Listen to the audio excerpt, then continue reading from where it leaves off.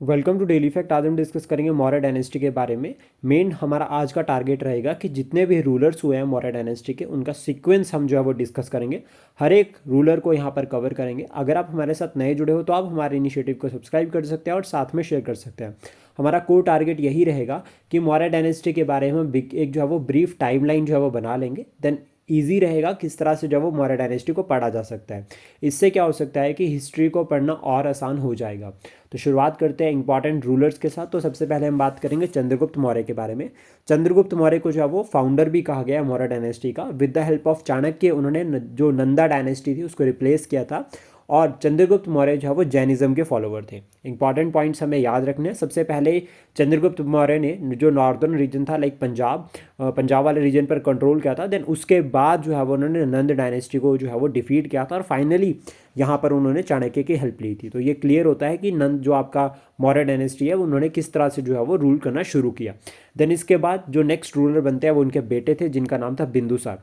और बिंदुसार की अगर हम बात करें 298 से लेकर 272 BCE तक जो है वो उन्होंने रूल किया। और इनके टाइम पे इन्होंने जो है वो एक्सपेंशन कर रखा है टूवर्ड साउथ, यानी कि दक्कन की तरफ जो है वो उन्होंने एक्सपेंशन किया। और बिंदुसार ने जो है वो आजीविका सेक्ट को फॉलो किया था। तो आजीविका सेक्ट का मतलब हो गया कि आज में जियो कल की कोई टेंशन नहीं। देन इसके बाद अशोका थे। अशोका द ग्रेट भी इनको कहा गया है। और अशोका जो है वो वन ऑफ द फेमस सम्राट अगर हम बात करें हमारी एंशियंट हिस्ट्री के।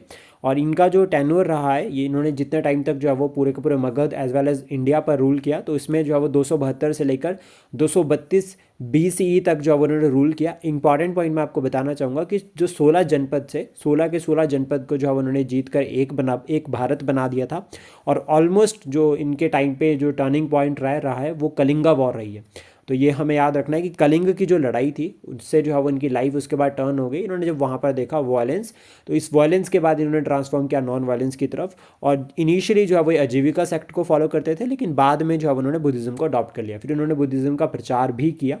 इसके बाद जो नेक्स्ट रूलर बनते हैं वो बनते हैं दशरथ। दशरथ की अगर हम बात करें यहाँ पे 232 से लेकर 224 BCE तक, यानी कि ऑलमोस्ट ये एक ऐसे रूलर थे जिनके टाइम तक हम ये कह सकते हैं कि थोड़े हद तक जो है वो यहाँ पर जो है वो डिक्लाइन नहीं हुआ है। मतलब मौर्याज का एंड होना शुरू नहीं हुआ है। इन्होंने काफ़ी कोशिश की मौर्याज को यूनाइट करने की।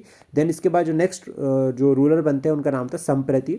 संप्रति की अगर हम बात करें तो 224 से लेकर 215 BCE तक जो है वो उन्होंने रूल किया। और ऑलमोस्ट इनके जो टेनोर रहा है वो सिर्फ जो है वो 5 से मतलब 9 साल रहा है। तो 9 साल का मतलब क्या हो गया, ये क्लियरली इनके पास बहुत कम टाइम था और इनको रिप्लेस कर दिया गया, इनकी डेथ हो गई। तो ये भी जो है वो उनके पास इतना मौका नहीं था और हम डिक्लाइन वाली फेज़ यहाँ से देखते हैं। देन इसके बाद शली शुका ये बने थे और इनका जो टेन्योर आया वो 215 से लेकर 202 तक रहा है। यानी कि ऑलमोस्ट इन्होंने कोशिश करी एक तरह से मौर्य डायनेस्टी के जो एडमिनिस्ट्रेशन थे उसको इम्प्रूव करने की, बट ये उतने कामयाब नहीं हो पाए।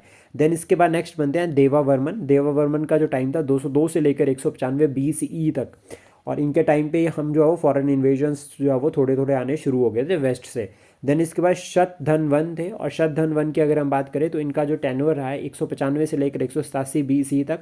और इनके टाइम पे एक्सटर्नल इन्वेजन्स जो है वो फुल टाइम शुरू हो गए थे कि अब जो है वो लगातार जो है वो खतरे जो है वो लगातार जो है वो वेस्ट से अटैक पे अटैक जो है वो भारत के ऊपर हो रहे थे, जिसकी वजह से जो है वो यहाँ पर मौर्य डायनेस्टी कमज़ोर हो गई थी। देन इसके बाद बृहदत्त बनते हैं। और बृहदत्त की अगर हम बात करें तो 185 से लेकर 187 से लेकर 185 तक जो उन्होंने रूल किया, ऑलमोस्ट 2 साल। और इनको रिप्लेस किया था पुष्य मित्र शुंगा डायनेस्टी ने। तो यानी कि यहाँ से जो है वो शुंगा डायनेस्टी जो है वो शुरुआत होती है आपके अगर हम बात करें भारत में। तो शुंगा डायनेस्टी काफ़ी इंपॉर्टेंट रहती है और रिप्लेस करते हैं मौर्याज को। तो पहले मौर्याज आए थे, देन उसके बाद शुंगाज। तो इस तरह से हम इसको भी क्लियर कर सकते हैं। आई होप ये इन्फॉर्मेशन आपको अच्छी लगी हो। Please support share and subscribe daily fact. Thank you for today.